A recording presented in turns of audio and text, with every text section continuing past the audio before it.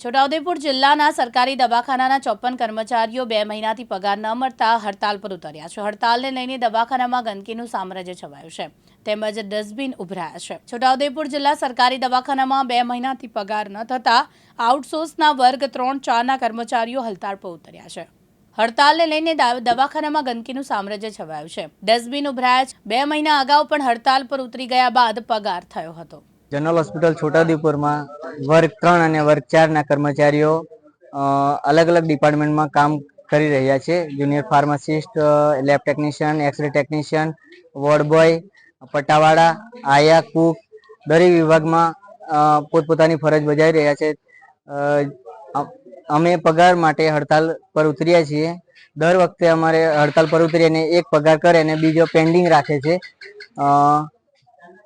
વારંવાર અમે ઓફિસમાં અને કાર્યાલયમાં જઈને વાત કરીએ તેમ છતાં અમને એ લોકો એવો જવાબ આપે કે પગાર થઈ જશે, ટ્રેઝરીમાં ગયેલું છે બિલ, થોડા દિવસ પેન્ડિંગ છે, પછી થઈ જશે, એવા જવાબો આપીને અમને વાળી દે છે।